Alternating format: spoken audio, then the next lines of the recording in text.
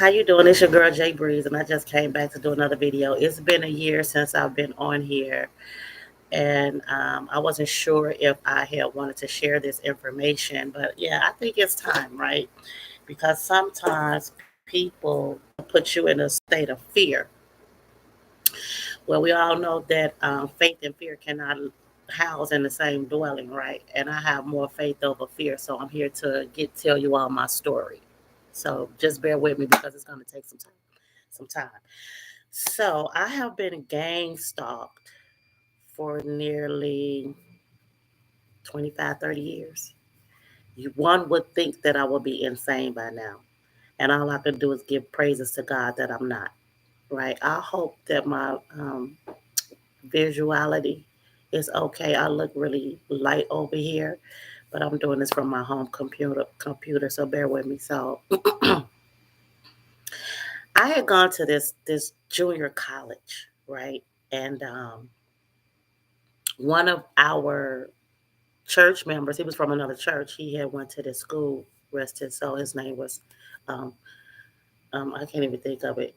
I'm sorry. It'll come back to me.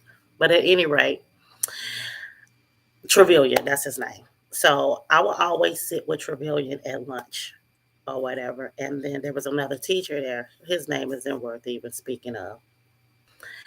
And so I would sit with them during lunch. And, when you're a kid or you're young, you have all this life and energy and optimism and all of that. And I had all of that. Like, oh, you talking about a beam of light. Yeah, I had a beam of light, right? So I was talking about everything and everything and everything, just so excited every day. This one gentleman, though, well, I'm not going to give him that title because that's too high for him.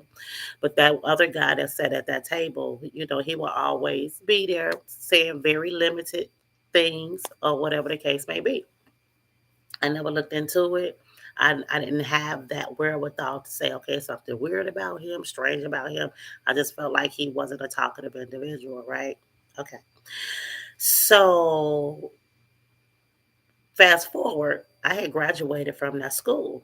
And once I graduated from that school, everybody that I had came in contact with that I did not have a phone number from wasn't anybody that I felt that I needed to deal with going forward. You know how you went to school, you meet your friends or whatever, and those that you don't gel with, you all are not really friends. So that's just where the end of the road with you all go.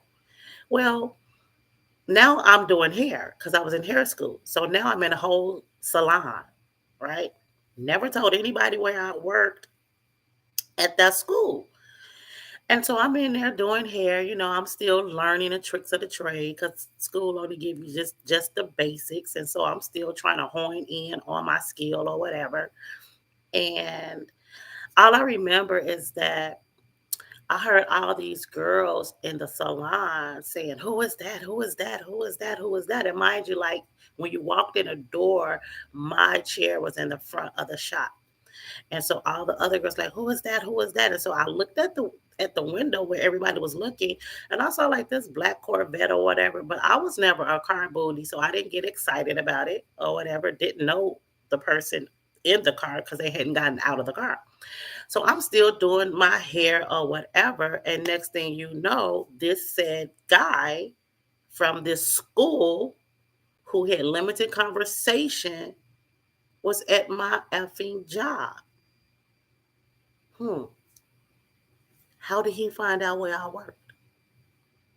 Hmm. Right? So he comes in there and I look. I'm like, what the hell are you doing here? And he was like, well, you just graduated and you ain't say anything. Okay, first of all, we weren't friends. This was just a teacher at that school. How he found out where I worked, I have no idea. But he found out. I'm not real good at lying quick on the feet. I just wanted this guy. He was not leaving until he got my number. I hurried up and gave him my mama number. It was like, get out of here. Get out of here. So now fast forward. This man is calling my mom's house. And every time he calls my mom's house, I am telling her to tell him, I am not here. I am not here. I am not here. So she did that for a while. She's not here. She's not here. She's not here. She's not here. Okay. Then listening to my mom, she goes, just go out with him. Just go on one date with him. And I'm like, I don't want to. And I didn't want to for various reasons. And it really, at that point, it really didn't have anything to do with the guy. It had everything to do with his age. Here I am, a young girl, never been raised by a man, don't know my father, have no attraction for no old ass man. I had absolutely, and here I am, a grown ass woman right now today, and still don't have no attraction for no grown, no old ass man. And that's just how that is. And so my mom, she convinced me to go on this date. All right, I'll go to the date. Although it was a nice little date in the beginning, but it was something about that date that made me feel some kind of way. So let me explain. So we went to this hotel, but they had a restaurant in this hotel, right? And in this restaurant, the floors rotated. Initially, you would think, "Oh, that's cool. That's a nice little ambiance." You know, you eating, and while you're eating, the floors is kind of like going around slow. Okay, we're having conversation now, mind you, because I was young. Um, I don't want to give it. Yeah, I was young. I wasn't attracted to the guy, right? Again, his age was one, and then like he had like a eye that kind of did his own little thing or whatever. That's important to what I'm about to say because it's like as we're having dinner, we're rotating around this floor. I'm trying to be polite because you're taught that you always give people eye contact when you're talking to them and things of that nature. But it's like when I looked at him, his eye did like a click click, like a click click kind of a thing. That never left my mind, right? So the dinner was in the we ended the little date or whatever the case may be. He brought me back home. I That's the first thing I told my mama. That man did something to me. And she said, "Hey, girl, what are you talking about?" And I told her, she said, "Girl, ain't nobody do nothing to you." Okay, I pushed it off, right?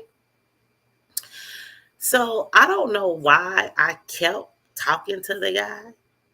And I think because he did something to me, because otherwise I wouldn't have, right? So, like I said, this has been a while ago, so the timing, my timing can be a little off. But I know we had several little outings together, right? We had gone on another little date. It was kind of like a little place where he had to buy the place or something. I guess it was like an expensive little place or whatever. Um, what I can say is, and all that was during the time I was living with my mom. Well, I was the youngest, and I feel as though my mom felt that it was time for me to leave the nest, right? It wasn't necessarily because I did anything. I was coming up in age, and she just felt like I needed to learn how to be on my own so that I could take care of myself. Okay, fine. The way she did it was kind of like jacked up because she asked me, like, Lynn, if I were to die, what would you do?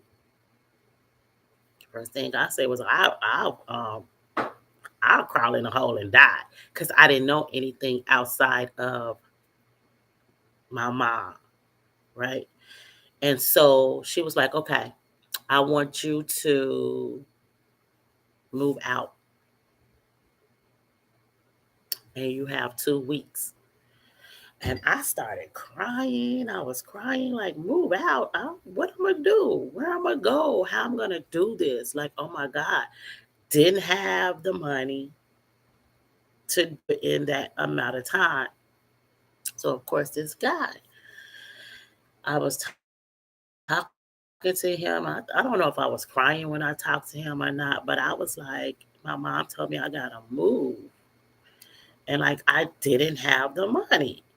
And so I can recall him saying that he wanted me to come and look at this place. And my head was already fucked up just from the short time in life that I had dealing with people that I probably shouldn't even been connected to. You know how you grow up and you befriend this type of person and befriend this type of person when you really don't know yourself through and through. Now you taking on parts of their ways of thinking and trying to combine that with yours. Just bullshit, right? So I was like, yeah, no, I didn't want to see his because I'm automatically thinking he gonna have a key to it. He gonna be trying to want to come in and have sex with me, like just all these kind of those thoughts. I had those thoughts, and so I was like, no, I don't want it, right? So he did go up and beyond, and I appreciate that he gave me the rent and security that I needed to get this studio apartment because at that time, like that was all I was able to like really afford. Okay. I don't know if there was any discussion of payment, repayment. I really don't know at this time. I just thought the man was liking me. Well, first of all, I'll put it like this: in my mind, it wasn't any because everything that he did, he was like he was doing it out the kind of kindness of his heart. Because I think I was clear. Like, if you think I'm asleep with you, because like I didn't have that level of attraction for him. Okay, so I get the little crib or whatever. Um, Somewhere along the line, a guy that I was dating, because I had ended up moving from that shop, the first shop where he met me to a shop closer to where I found the apartment. And so I was dating this guy or whatever, and he had tried to break in on me or whatever the case may be. And so after having gone through several violent situations with him, my mom was that last one was kind of like it wasn't kind of like it was the straw that had broke the camel's back because dude literally tried to break inside my apartment while I was inside that apartment. And because I remember having gone to work that day and came home that evening and on my answering machine, this guy had told me where I went, where he told me what I wore to work, where I went to lunch, what time I went to lunch. He saw all of this. And I remember coming out the house and he came from some bushes and he was like clapped behind me like this guy had me spooked, right? And so I'm sleeping one day, get up, and a force led me straight to the door. I had a peek hole, and it was kind of weird to me. I'm off track, but I want to tell y'all why I had to move, and then I'll lead y'all to what happened next. So as the force led me to the door, my feet automatically just went to the side like this. And so I was literally stuck at this door like this, looking through the peek hole for I don't know how long, but it was long enough for me to see, right? And what I saw a couple of residents that was on my floor go to the elevator, right? I saw him. Then once they came off the elevator, I saw him come from the stairwell door. Like a little short time after, he came from the stairwell door, and at some point, and he was standing on the side of my door like this, I guess to see if I was going to be coming out. So imagine that this is my door. I'm on this side of the door. He's on this side of the door outside. So for me to come out, all he had to do was boom, bring me back in this house, right? But I did not come out, and I was still at that door. So the next thing he did was he pressed the elevator door, the elevator. The elevator door opened. And when it opened, I could see him go down like on the floor. So I guess he was looking through like the little bitty crack of the door to see if there was any movement. And I'm telling y'all, the Holy Spirit, when the Holy Spirit move you, he move you. Because I told y'all that the Spirit led me to the door. My hands was like this. A normal person would have just stood there. But for some reason, my feet just all back up. So he was looking for some movement. Had that not happened, he would have seen my feet at the door. Right? Okay. So at this time now I'm scared, right? Now he's knocking on the door. I know you in there, bitch. I know you in there, bitch. Right? Somebody was coming down. They must have came out of their house. He got back on the stairwell. He went back through that door. When they got on the elevator, now he kicking the door. By this time, I'm in my closet. Now, mind you, I got a studio apartment. You come in there, you in a whole damn dog house, right? It was nowhere to hide. So I'm in my closet, and I get the biggest knife that I had in my house. And so I'm in there. I'm on my phone. I call the police, right? And then I call my sister. So I'm telling my sister, and she said, "Where are you?" And I said, "I'm in a closet." And I can recall being in that closet, and I'm rocking, and I'm rocking. And you know how when you looking straight, you could see to your right, you could see to your left. I couldn't see nothing. I had no peripheral view of nothing, right? And I'm rocking, and I'm talking to my sister. And she said, "Where are you?" I said, "I'm in a closet." She said, "You in a closet?" She like, "What you gonna do in the closet?" I said, "Cause if he come in here, I'm gonna take this knife, I'm gonna stab it, I'm gonna shove it in his chest and pull it out his back." And I'm at that time, I meant every word that I said, right?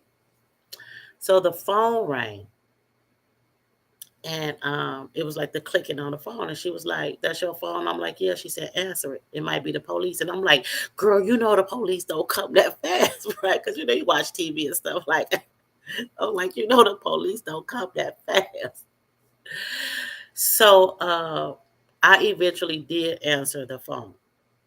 And when I did, it was him on the phone. And he said, "Oh, I see you called the police. Well, I guess I'll let them in." So he had gone back downstairs. Now, I'm still, I had already hung up from my sister. I guess my sister had already called my mom, right? So I'm literally still in the fucking closet when I even enter into that house, that apartment. All I know is that at some point my mom get there. Like it's amazing to me how yeah, she was there. The police was there. My mama was there. But the police has had been there for a while before my mom had got there because I do recall them telling her that I had death in my eyes and that they have seen it time and time again. And if he had gotten in that apartment, that I would have killed him. That came out of one of the police officers' mouths, right? Okay.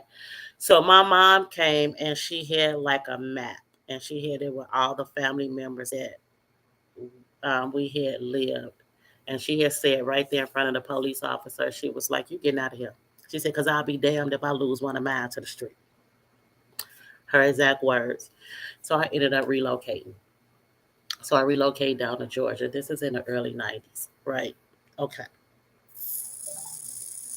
So I relocated down to Georgia for the first time. Didn't go so well like I would have liked it to. So I came back home, but then I realized I really didn't want to be in Chicago. So about a year and a half later, I moved back. Now I don't know, like in this little time of me coming back, if I saw dude again. Like I don't know, but I do know at that second time of me moving to Georgia, I got reconnected with that guy again. So maybe the date was in between that year or so, but I had already gone to hair school. So maybe in that second time, that's the first time when I came back and going back the second time, in between that time, he and I had linked up. Because I know when I went back to Georgia, I had an apartment and everything, but I didn't have any I didn't have it wasn't furnished yet or anything, but I needed a car, right? And so I I reached out to dude, like, cause at the end of the day, you remember those who had helped you before, and so I reached out to him or whatever the case may be, and I had told him that I had needed a car, and so he had asked me. He was like, "Well, how much do you need?" And I really did think that the guy had like my best interest at heart. I never thought that there was like any underlying, you know, shit mixed up in there, right? Shame on being naive, right? Okay, so how much do you need? Well, I had never bought a car before, so shit, I didn't know how much a car cost. So I think I had said like I needed $1,200. Well, clearly $1,200 was not enough money. So, and it was amazing to me because I was like, I probably reached out to him like I'm gonna say like on a Tuesday. That money was in my mailbox on a Saturday. I mean, I guess the mail could work like that, but somewhere in my little fairy tale mind, I had just always felt like he had just came and just put it in there himself, like because it just came like that, right? So, yeah. Well, I found out that $200 was not enough, right? And so I had to reach back out to him again and ask for some more. And I said I just needed the same amount. And it was like clockwork again. And I was able to buy like this really cheap car, but I just needed to get from point A to point B or whatever. I wasn't really pressed about how it looked. And so I guess at that point, something kind of said in me like, he's been very nice to me or whatever. Maybe I should, you know, um, try to mm, like have sex with him out of gratitude. And I don't know why women even think that they would have to, but for some reason, I low key kind of had thought that I did, right? And so I had called him. uh, I had told him what I had been thinking. And so he sounded like he was very excited, like for real, like very excited on the other end.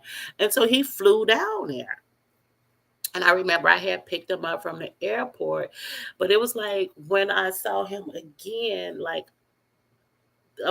for one, with anybody, I don't care who you are. When you're about to be intimate with anybody for the first time, you have that level of, I don't know, awkwardness, right?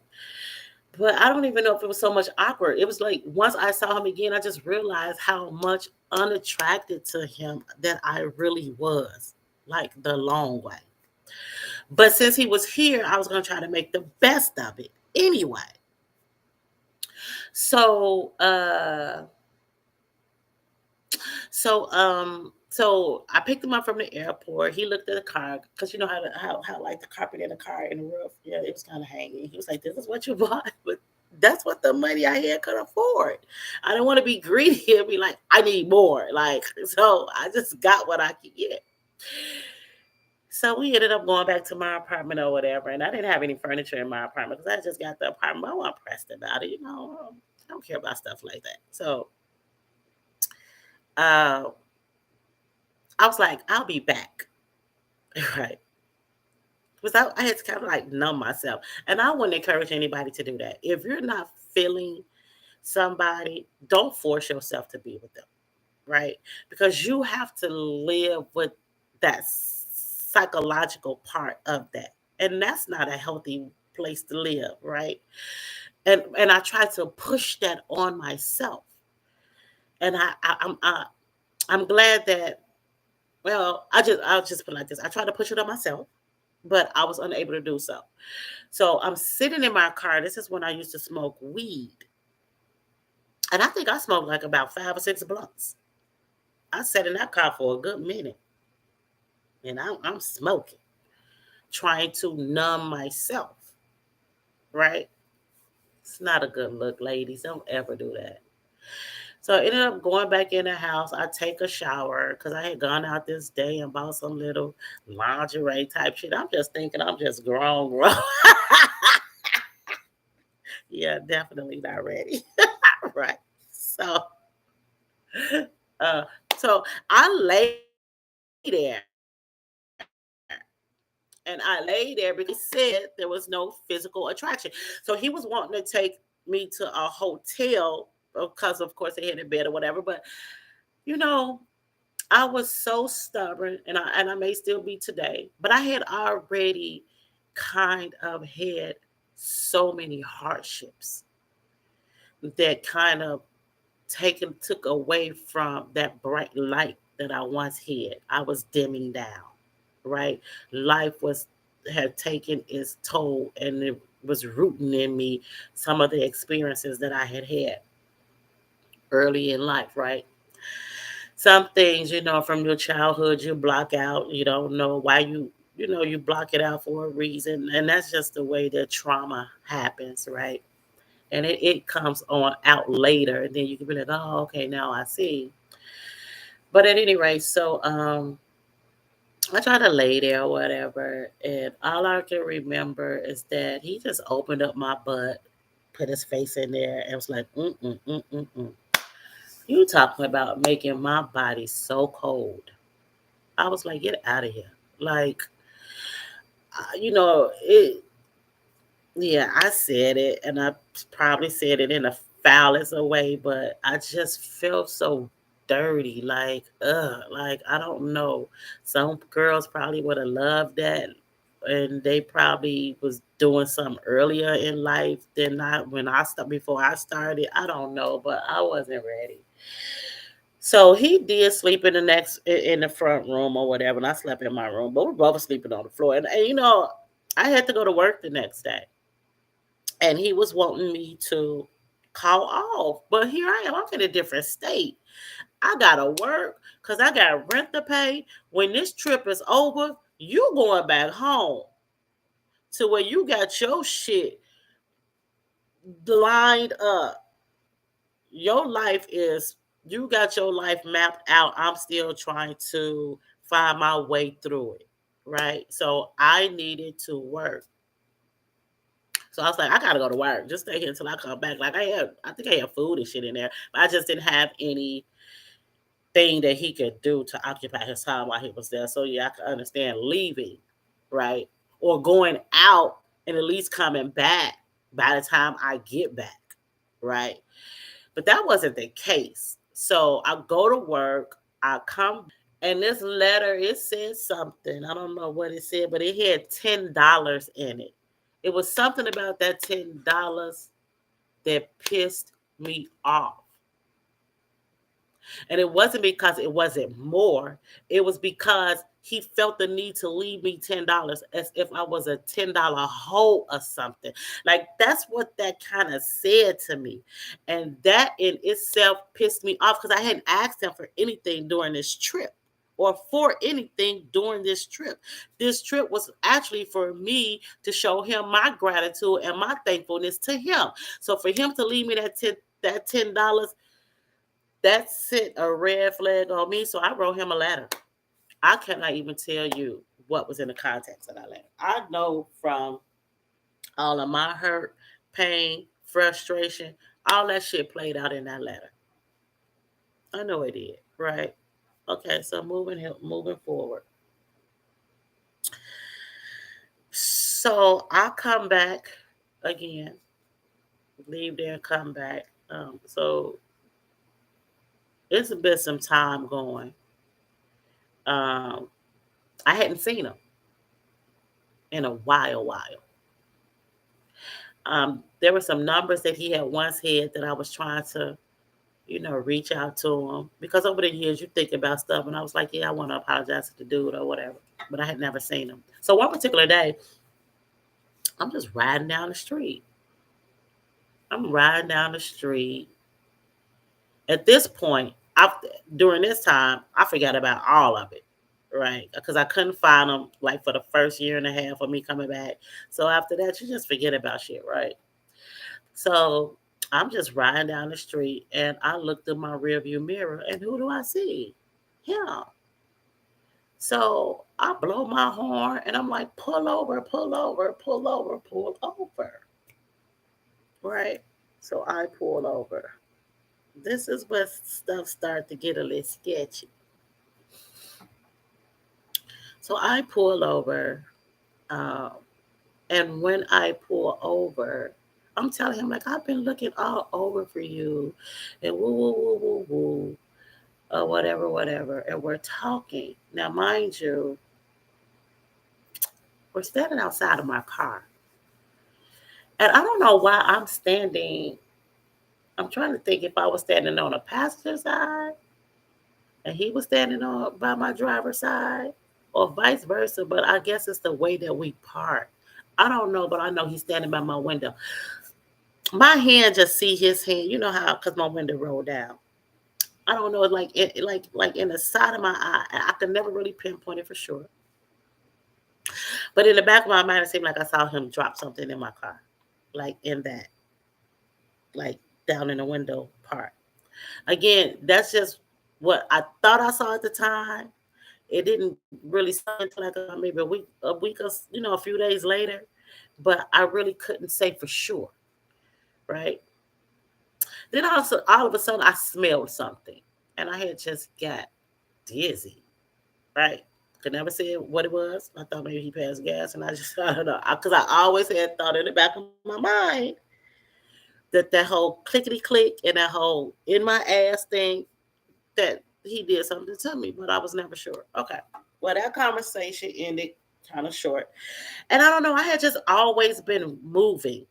So apparently I have always been running from something, but I never knew what it was. I still today don't even know what it is. I mean, because I feel as though that wherever I was, if anything ever came about, I stood there long enough to face it. Right. So maybe I'm just a gypsy. I like to move. Who knows?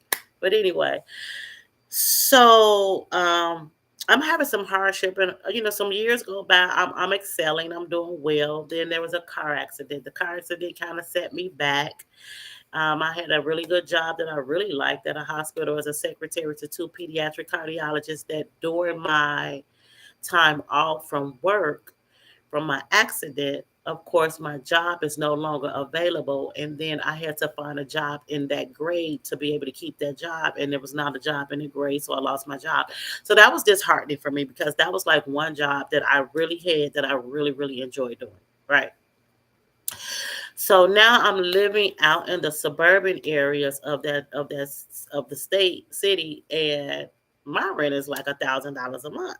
And so I'm not working. And so, okay, it's time to do what? Move. Because if I feel as though I cannot break through this brick wall, it's time to go and try something else. That's how I feel like God is talking to me and say, okay, look, baby girl, you've done all you could do here. I want you to go here, here, or wherever, right? So let me tell y'all how that looked. So I ended up going back to my mom's house for a short time, and I needed to freaking move, right? And so I'm all on a computer, just looking up certain type of stuff and stuff and stuff and stuff, and I come across this. Well, it was like this advertisement because I had never been on Section 8 before, but here I am. I'm not working. I need the help if I can get it so I can get back grounded and try to take off running again or whatever the case may be. So I see this video say, attention, attention, attention. Section 8 is now opening up for the first time in years in Las Vegas, Nevada. Now here, this is where the plot thickens, right? Okay. So I called a number. The first day couldn't get through. The second day I called one time, didn't get through. Didn't even hope. I didn't even hang the phone up. I just put my hand on that little thing, on those old phones, and I pray, Lord, if it's meant to be, it's meant to be. It's not. I got to get out here and find a job. All I did was move my hand, hit redial, boom, it went through. I had the conversation with the lady, and she was like, "Yeah, you qualify." Put my name on the list. She said, "You got to move down here." Not a problem. I was down there the next. 24, 48, 72 hours, I was gone, right? Had somewhere to stay. I had all that locked and loaded because I knew people there. So I had all that locked and loaded. So now I'm in my apartment. I finally get in my apartment. I was on their list for like about not even 16 months. I wasn't even down there that long. So I got it relatively fast. Okay, so now back to this gang stalking, right? Remember the people, right? So now all of a sudden, I'm in my own apartment. And yeah, so it's like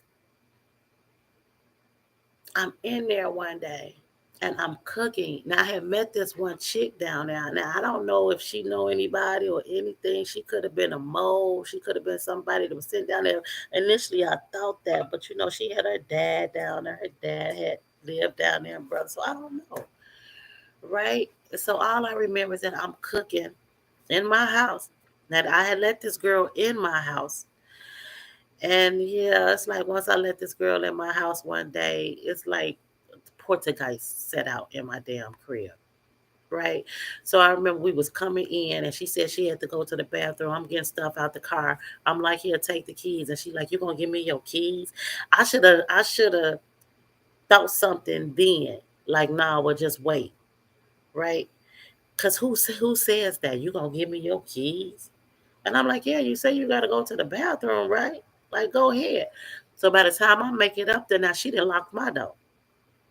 Right? So now I gotta knock on my door to get in my own place, and I'm literally waiting for like about 5 minutes. So yeah, she went in there and did something because the nights after that became wicked as hell in my house.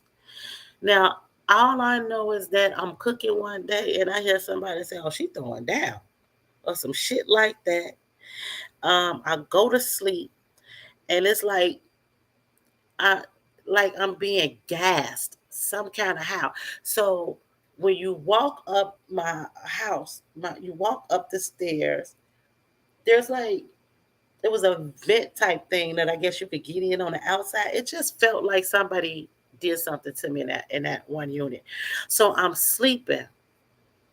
Right, I'm sleeping one. First, I'm watching a movie, and after that movie leave, I hear, "Oh, that was a good movie." Now, mind you, ain't nobody in my MFing house but me. Oh, that was a good movie, right? So now I'm trying to sleep, but I'm here. I'm being gassed. Now, let me take you back. Before I got this unit, this Section 8 unit, I was staying in another apartment because I had to wait until everything finalized, right?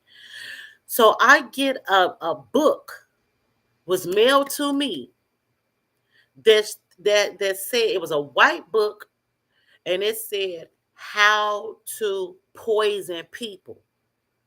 That was the name of the book. How to poison people. And I kind of fingered through the book a little bit, and it had all these different ways that you can poison somebody. And I was like, I didn't order this book, so I put the book back into the thing. Had my girlfriend at the time, son, take it back to the office and tell him return that back because I didn't order that. It had some white residue on it. I washed my hands, so at that time they were talking about all that white powdery shit. Washed my hand. I moved on with it. I ain't thinking about it no more. So now I'm in this new unit. And now I'm literally just laying there and I'm feeling gassed out. So I'm sleeping one day and now I'm hearing louder. Well, well, well. Look who we have here. Do y'all want to know who voice that was? The teacher, the click click of the ire, the smelling of the booty. Yes, it was a three knock of a gavel. Well, well, well. Look who we have here. When I tell you, I already couldn't get up because I was being drugged, poisoned. My mind was awake, but my body wasn't. I couldn't physically move. I'm telling myself, Lynn, get up, get out of this bed, get out of this bed. But I could not get out of that bed. And I hear somebody say, oh, she loaded. It was so much that they were saying over me. So much had happened in this one night. It damn near drove me insane. I heard a kissing sound in this ear. Something felt like it traveled down this ear, around my throat, shaved the back right here, somehow traveled like the what they call it, the labyrinth of my mind, came to my eye, and it was a click. You have now arrived. I don't know what that was still to this day. All I know is that when I had this shaving from behind my ear, all I heard was like um, voodoo music, right? Um, and I just heard like people just taunting me, taunting me all day, all night. I bet you wish you can leave now. I bet you wish you can do this now. Or we could pimp her. Or we'll make a whole lot of money off of her. Shit like that, right? So I remember I heard some gospel playing in the background. I could still hear that gospel. But right then and there, I don't know what they did to me, still to this day. I remember kind of like in a, what kind of state do I want to say? When you're not all the way awake, but you're somewhat awake. I guess maybe your spirit eye. I saw this thing. Um, I could never remember the name of it. I'm gonna see if I can find it. All I know is kind of it had like the pointy ear, right? Um, y'all see these things on movies. I can't think of the name of it, but and it was kind of like just it, it was just there. It had like this, you know, the thing. I can't think of it. I saw that there. So yeah, it was horrible. It was horrible. I mean, these people, they taunted me for a long time. Now, what I did not tell you all was that earlier in my life, I had became a member of the Order of the Eastern Star, right? And so um, I had no idea like what that was about. And as like most people that get into organizations, gangs, or whatever the case may be, they're looking for something, right? That they may feel that they're lacking and not even necessarily be lacking anything. It's just being self aware, right? And knowing thyself, right? Okay. So, yeah, so that had happened. And I had started recording everything that I had ever heard in that particular place, right? And I still have it right now to this day, and then for some years to come. And they were saying some wicked stuff to me. You know what I'm saying? And so that had gone on for that particular not being able to get out of my sleep and wake up and being poisoned, or whatever happened that particular night. But it was in me. It was already embedded in my body, and they were watching me. They were watching every move I made, and I literally thought that they were about to try to like sex traffic me because that's what they were talking about. Oh yeah, we can pimp her. Oh, she'll make a lot of money and all this type of stuff. And the voices that I had heard, these were niggas that I knew back from home. You know what I'm saying? A couple of two of them for sure that I know for sure. And yeah, that did something to me, man. So I had eventually, because now, I'm out here and I got this Section 8, and I'm like, damn, like what am I gonna do? And so I had to contact them people like, yeah, I got to get out of here. Like I let them know what was going on, and they allowed me to break my lease. So I had called my dad, my godfather at the time. I'm like, go to the airport. I'm like, I got you a ticket. I'm like, and I need you to get on that plane. So you need to be at that airport in the morning. You need to be on that plane because as soon as you touch down, we out. So I had threw all my stuff away or whatever. He called. He said, I'm at the airport. I picked them up and we was out. We was back on the highway. So, and I came back home. And so during that time, coming back home, I was back home for like 7 years. And when I tell you I battled my mind for 7 years, I was in and out, and in and out, and in and out, in and out the hospital. I was still hearing whatever that thing that traveled down my throat and all that in my eye. It kind of felt like my dreams weren't my dreams. Oh, something they kept on saying to me was, Lynn is a puppet, Lynn is a puppet. And I knew that these people knew me from my past. You know what I'm saying? From my hometown. It was like, Lynn is a puppet, Lynn is a puppet. All this old stuff, right? Come to find out later in life that this was over some pussy and dick shit, right? That right there is disgusting to me.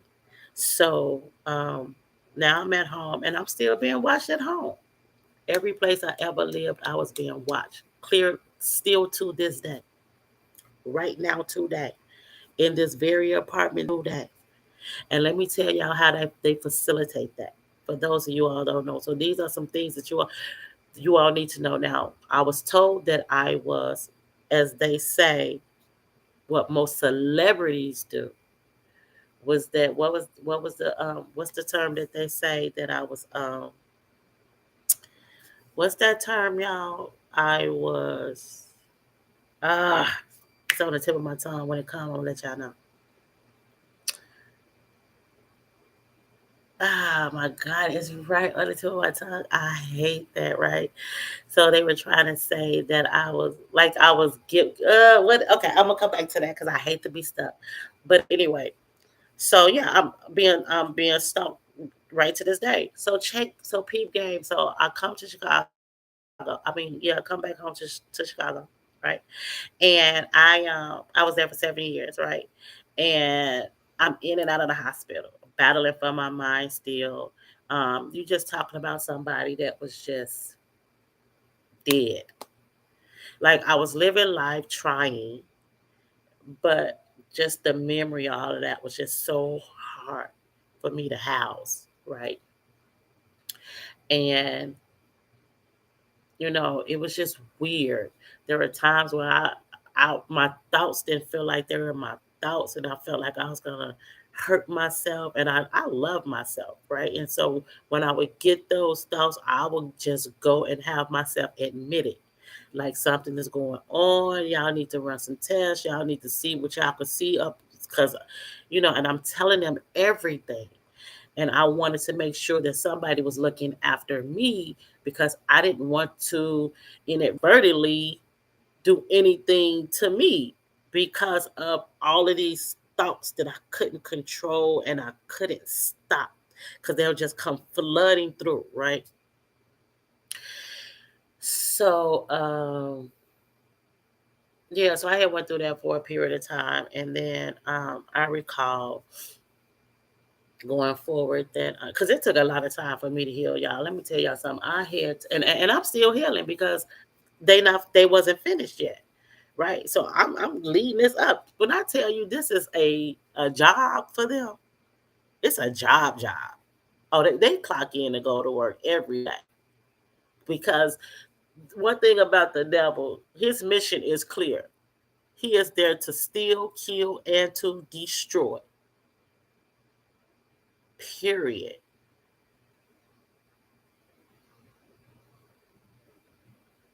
They're saying that my connection is unstable and they're waiting while they trying to reconnect. So hopefully you all, I didn't miss anything, but they were saying that my connection was unstable. But at any rate, so the word is they said that somebody said I sacrificed you. Okay. So somebody sacrificed me. So you mean to tell me I was that damn important with my broke ass to somebody that they had to go and sacrifice me? Okay. Well, that's what they said. All right. That was the word that I was looking for. They said they sacrificed me. That's why I play Lynn is a puppet, Lynn is a puppet, and all that crazy stuff. Okay. So so I'm healing. I'm in the process of healing. Like I have all of these posted notes of positive affirmations and Bible verses, like just all over my house, especially all over my house, all over my house.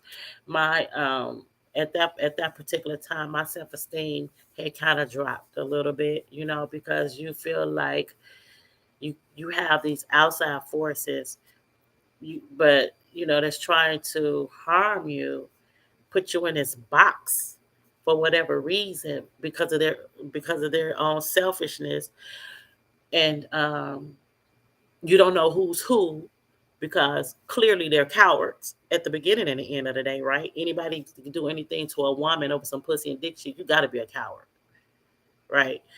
So, yeah, I felt some kind of way. So I had to build myself back, right? And I had all these positive affirmations. I would take lipstick, some red lipstick, kiss myself in the mirror every morning. I love you, just reaffirm myself.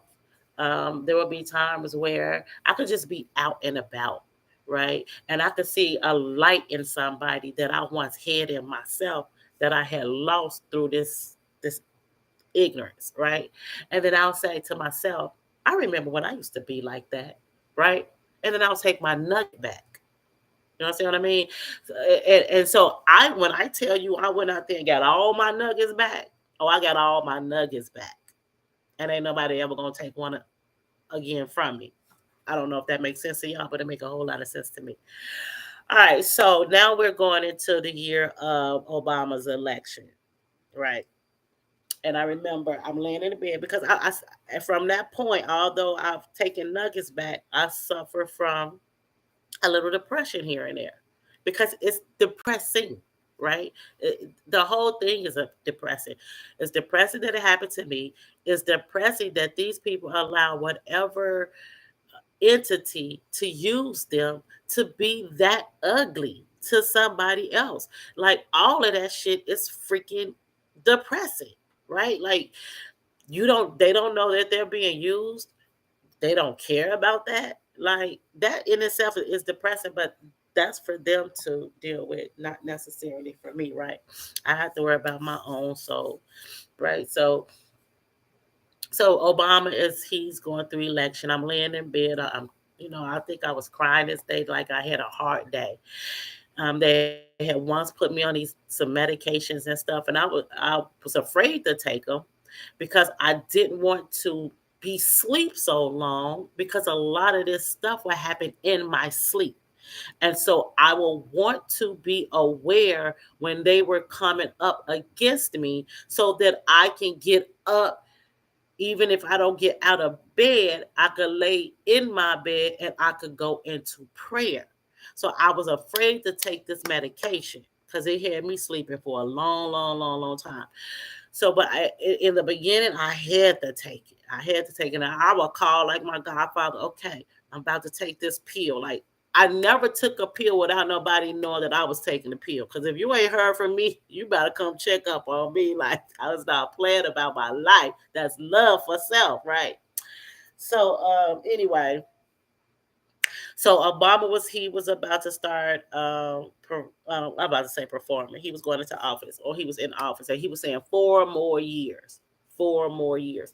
There was something about that. And I was laying in bed, my back was turned to the TV. So I turned over and I looked at him, and I swear to God, on everything I love, it just felt as if this man was talking directly to me. Because it's like when he said 4 more years, my mind got to kind of running. And I was like, okay, girl, 4 more years. Ain't no telling what's going to happen in 4 more years. You got to get up out of this rut. Because when I tell you, when I came back, I was in a rut for a long time. I was working. Initially, I wasn't working, and I finally got a job, but I was still carrying all of that. I'll go to work, come home, fall into depression. Like it was just a mess, right? I was still having little dates here and there, trying to get out and try to enjoy life, but it was a mess. Like I was a mess because I couldn't pinpoint. And one thing about me that I did not know, I'm thankful that I know now so that I could do something about it. I did not realize that I was unforgiving, right? I don't even know if this is something that you forgive. Somebody literally tried to drive me insane. That's unforgiving.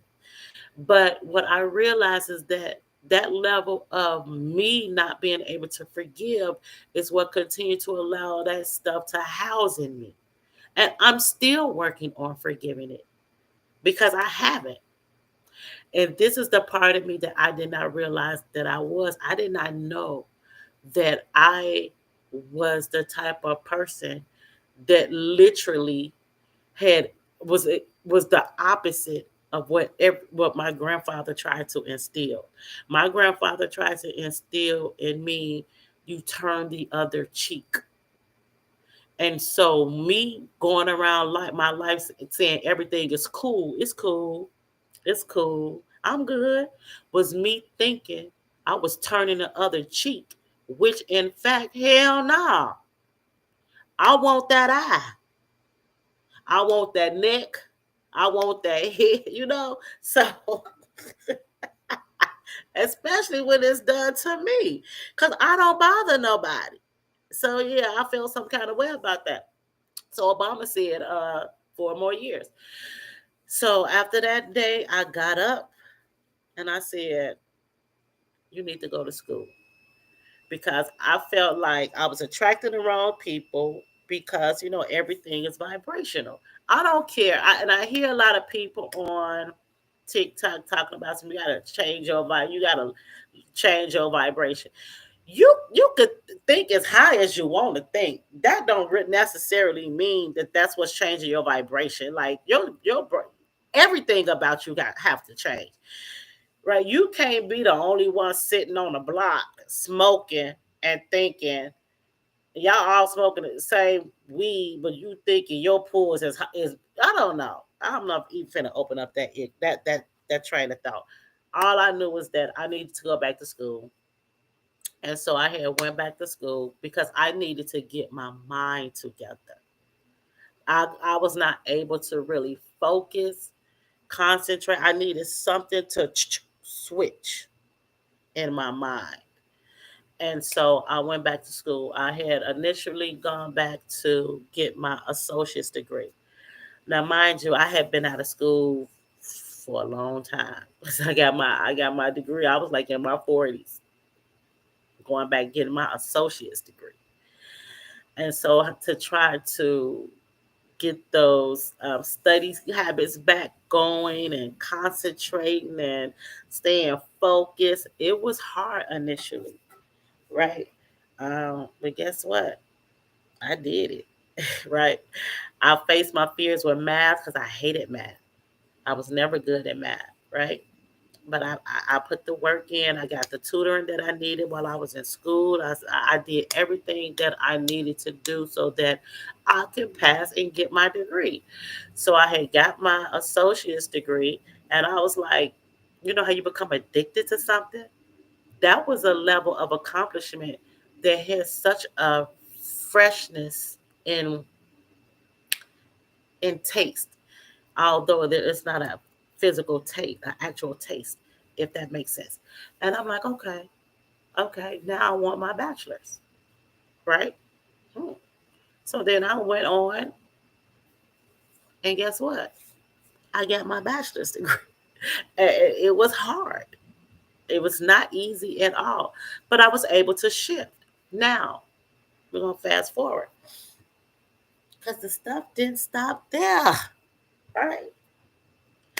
So now I have these degrees. I feel like I'm healthy enough. Never really wanted to be at home. So I'm like, okay, I'm gonna relocate.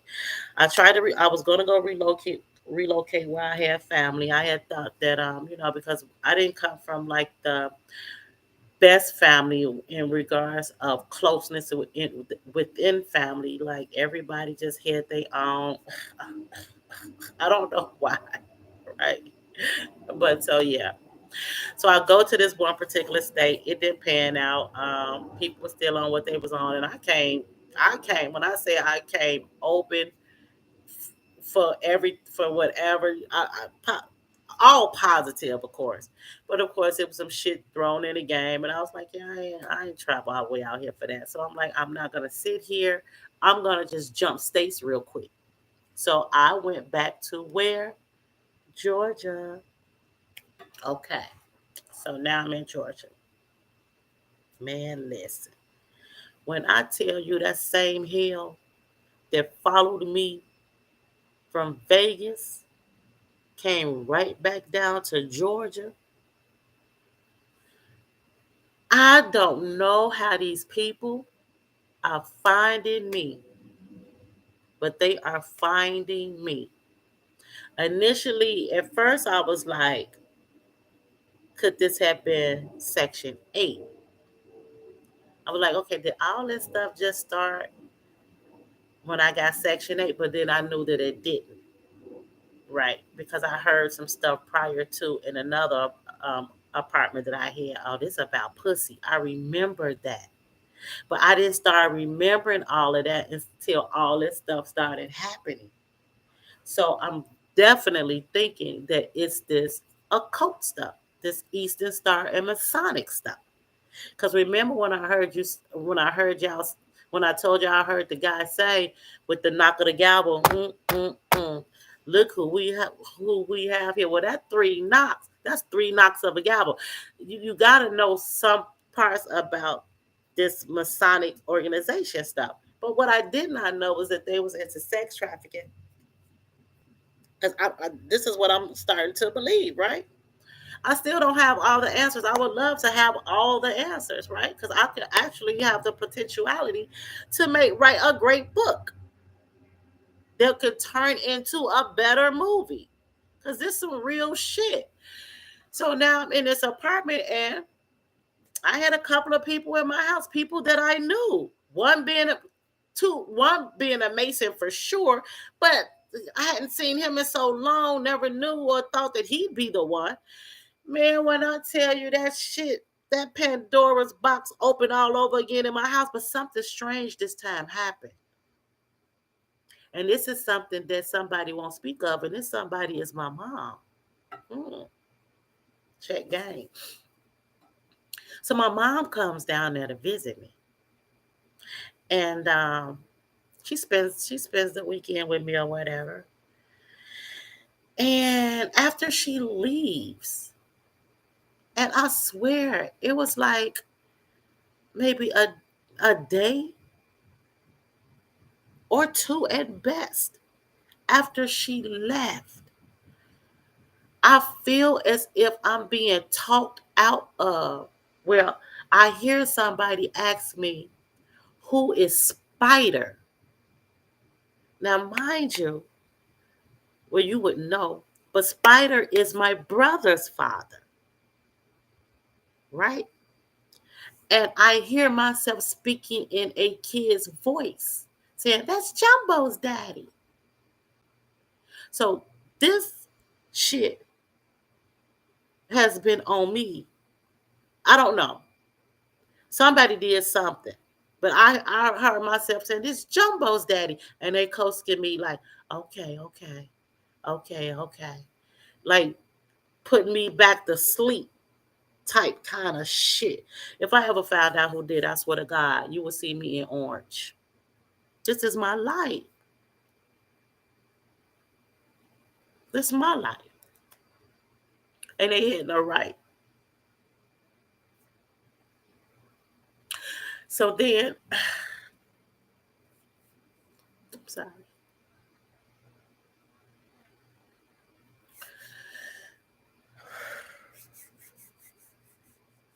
So that's like, all right, all right, all right, all right. So then I hear somebody say, "You still believe your grandmother?" So I'm wondering, like, what parts of any of this do my mama know? Am I wrong for the people who I think? Like, it's just not fair, right? And so all of that goes back to when I was younger. I can recall that there was a time that this lady came to my mom's house, and she called me and my sister, and she said, "Y'all come here." And we sat on the floor outside her bedroom door. Because, my mom, she wasn't really affectionate and stuff like that. So we sat on the floor, and this lady came. And so this lady had asked my mama, like, what are their names? And so my sister said her name. No, my mama said, "Well, this is," and she pointed to my sister. And then she said, "And this is," and she pointed to me. And the lady said, "Well, not her, my sister." She said, "Because," so um, after she left, my sister had said, "She a witch." Now you have to keep in mind that, like, when we were coming up, we all came in intervals. And what I mean by that, let's just say you have 3 kids, right? 4 kids. Well, when your first baby come home, your baby at home until your baby is out the house. And when you have your second baby, you bring your second baby straight home from the hospital, and you keeping that baby, and y'all bonding together. That's not how we came up. So it's like we came up in 5-year-old intervals. So it's like my mama had my brother. Then after 2 weeks of having him, she sent him to somebody until he was 5. She brought him back. She did that to my deceased sister, brought her in at 5. She did that to my other sister, brought her back at 5. And she did that to me and brought me back at 5. So this, we all had different personalities. We were like strangers living in a house opposed to being brother and sister. Me being the youngest, I'm very family oriented. I would have loved for us to have been a close family. Like, I long for that, right? But it wasn't like that. So when my sister said that that was a witch, she was old enough to know. She'd been in the house longer, right? Because if I'm 5, she's 10. So she may have seen some stuff that I wasn't privy to know. So I don't know. But it's just been some strange stuff. So now I'm in this house outside of all of that. And this house is like witchy. Now this damn house is witchy. And I don't know how it got witchy. And I recall being in the bed, and as I'm in the bed, it's like my bed got the shaking, right? In my sleep. And I hear, "I'ma snatch you. Why you think I keep riding through here?" And I see a white van. Y'all, I'm sleeping. So that made me think, was that click of the eye thing when it said you have now arrived? Because that click of the eye thing that I experienced, it was like my dreams were not my dreams. It was literally like, how can I put it? It was literally like I was in some type of, and I heard them say it. You was in a concentration camp. I can't make this shit up. And I know this shit sound crazy as fuck, but I know my truth. And all I could do is stand man thing. Um, I'm in a shower one day. My door was open, and I hear somebody say, "Oh, just a silhouette." They looking at me in this motherfucking house. So now my mind getting to wondering, okay, wait, what the fuck is going on? I recall always seeing this power guy, always sitting by the power, like the electric guy, I'll go out there one day and because I'm livid. I'm like, can you look at people's houses through this? Because as I'm going back and thinking, in my other apartment, I remember seeing some guys at the utility thing because that's the only way that they could get into your house. It's just like back in the day when people didn't have cable, you could go and you could get into somebody else's cable and watch their shit. And the way that technology is now, that's a form of how they could get up into your crib. Can't nobody tell me different. Now it'll take somebody else to be able to get in your crib and leave like little receivers, something that can allow you to hear. While they seeing and talking, they could drop something in your socket. Now it's in your wall, and you can hear them. Man, listen, be careful, cause they ain't playing out here. These fuckers out here are wicked. They are wicked. But you gotta stand your damn ground, cause at the end of the day, we all got to die about this piece, and I'm gonna die for what I believe in, and I believe in me. The fuck. So I ended up moving out of that apartment because again it got too witchy. And so I didn't move necessarily out of Georgia because I wanted to stay in Georgia. So I moved to Decatur. So I'm thinking, okay, whew, I'm out of that situation. Now, let me just keep doing what I was doing. So now I'm exercising. I'm walking around my complex that I had done so many times before. And this particular day, I'm walking and you know how you exercise and I'm holding my stomach in and I'm looking down and I'm walking. I'm looking down and I'm walking, making sure that my core is tight and I'm walking and I'm walking and I'm walking. Right. I get right to the corner and my knee buckle. When my knee buckle, I hold my knee and I look up. When I look up, baby, that white van right there on that corner, the same white van that I saw in my dream at the last apartment that I lived in. That I said, I'm gonna snatch you while you think I keep riding through here. Honey, there's a connection with the clicky clicky of the eye. That Vegas shit to this motherfucking Georgia shit, that was a connection. I don't care what nobody say. Somebody try to put me in a line to be sex trafficked and controlled by somebody somewhere. And I die on that. I believe that with every fiber of my being. And whoever did it, I pray to God that he have mercy on their soul. Because you don't do no shit like that to nobody. And can't nobody tell me no different. Can nobody tell me no different? So now me and dude, we standing there because you only have three reactions. You can either fight, flight, or freeze. We know fight is straight up. We know flight is running. Okay, so you froze. What you finna do? Because once you freeze, that's another form of fight. I think that freeze to me. I don't know. I've never been in that situation. Don't know how that shit would have turned out. But I'm just gonna leave it like that. I don't know. All I do know is that he sat there and I stood here. He sat there, I stood there.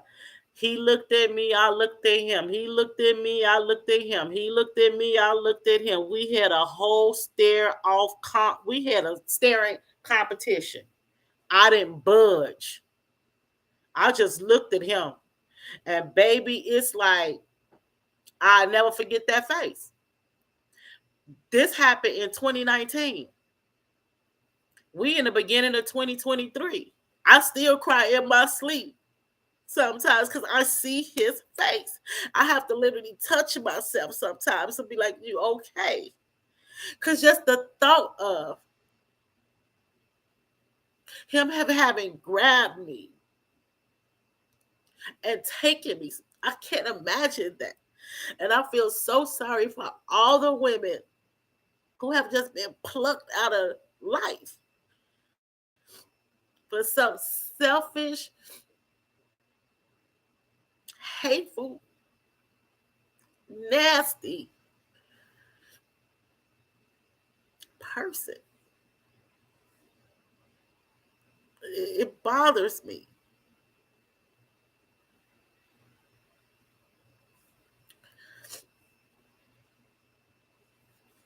And so we just I stood there. He looked beyond me, and I kind of looked over my shoulder a little bit. I couldn't give it too much room because I didn't know what the fuck this nigga was on it, baby. I don't know. So I kind of like got my little stands on me, and I kind of looked like that. And I saw somebody come out, and he did one of these head nods, and he made a big U-turn. But mind you, he had somebody with him. He wasn't working by himself. It was a beige four-door car at the beginning of my um, the place that I lived. I lived in like a cul-de-sac thing. And I was actually about, as I was walking, I was actually about to be walking towards the front. So it's like the entrance on one side and then the exit. So you enter and you exit over there. Well, that second car was right there at the exit. And that person was watching the whole time. So when he made his U-turn, he turned off in front of the beige car. And the beige car, yeah, they was working together, baby. They was working together. They was working together. And I don't know. So I remember I'm just putting. Now I'm about to try to just put some pieces in because I remember at this second apartment, all I heard, the only thing that I felt like that was connecting me electronically from that house was this TV. Now, and I remember somebody saying that night, "Where's that TV? Where's the TV?" I got this TV from my this guy named Carl that was the maintenance man at the place where I stayed because I needed another TV. And he was like, "You don't want this TV. You don't want this TV." I was like, "Yeah, I want the TV or whatever." I don't know if they jinxed that TV or did something to that TV, because nowadays, shit, our TVs are watching us, right? Our computers are watching us.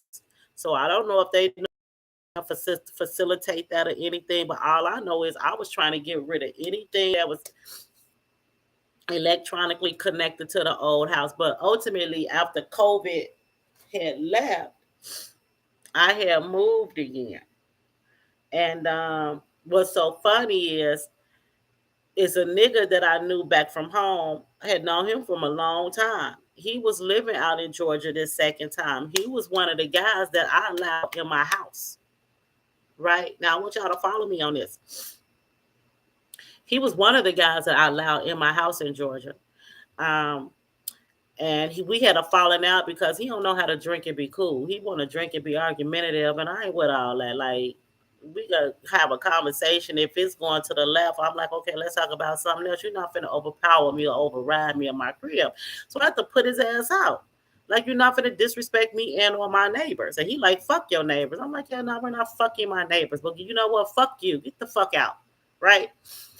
So he come back want to be kicking down my door, beating down my door, and all this type of shit. So I had to call in people on him because I have to live here. What are you doing? So that particular guy, let me tell y'all, this was in Georgia. I left his ass in Georgia. I moved down to um, Urbana, Illinois, because I didn't necessarily want to go back to Chicago. I moved down to Urbana, Illinois. Right? I go to the laundromat. I brought in one thing of clothes. I'm going out to get the rest. So as I'm going out to get the rest of the clothes, guess who is standing behind my car? That nigga that I had to put out of my house in Georgia. So quite naturally, I'm on fight mode at this point. And the first thing I asked him, what the fuck you doing? Stalking me? I'm like, you motherfucking stalking me. I'll push his ass. You stalking me? I'm ready to thump. This nigga he with said, we got a tracker on you. So that's the nigga I need to find. So for all of you all that's watching this video, and I know it's a long video, if y'all know anybody that can help me find this nigga, let's get him. Cause he know more than he know. Cause so now Is he the one that put the nigga on me in a white van? Because when I think in terms of anything, he was in. Let me go back and backtrack on how many places I had that he was actually invited to. Because like I said, this stuff happened a lot, like for a long time. He was he was in about 3 or 4 of my careers before, but and I can't say he took that whole long journey with it, but I do know this last route, him being in Georgia and now in Urbana, and I only knew one somebody in Urbana, so she must have knew the dude because they lived in the same place in Chicago just for a short amount of time. But I never thought that they knew each other, like to have each other phone number and be each other friend on some setup type shit. I know this shit sound weird as hell, but it's true. But yeah, he was right there. It ain't no way in hell that that's a coincidence, man. It ain't no way in hell. Talking about his cousins lived there. Mind you, I lived there before them people even moved up in there. And then guess what? They ended up moving right above me. Where they was able, man, that place. I'm like, nah, man, that's crazy. Like I had to get the hell up out of there. It is some way that these people, I knowing where I am, somebody's telling them something. Somebody obviously have some connection with. I guess finding people addresses is not that hard, or whatever the case may be. But yeah, like I have been gang stalked by people for a long time. I have had what I'm assuming witchcraft put on me. Like people out here are wicked as hell, and all I can say is but God because I'm still thriving. Um, I'll forever have this within me. Does it define me? It does not. Like do I feel sorry for them? I do at the end of the day, but I care about me more, right? And so I just want to know if anybody out there have had any other experiences like that, let me know because something needs to be done in regards to that. You know what I mean? That has to stop. Um, to have me sex trafficked, that in itself, that does something to me. That does not sit well in my soul. And again, like my prayers just go out to all the women out there that has been sex trafficked, that has been stalked, that has been snatched, that has lost their lives. My prayers go out to their families. Like this is a real thing out here, y'all, and people don't believe it until it happens to them. And yeah, I can say that it has happened to me. And you never know who's around any corner. You just really don't know who's your friend. You just don't know. You can't trust nobody. And sometimes you can't even trust your own damn family. And that's reality. Y'all have a good day.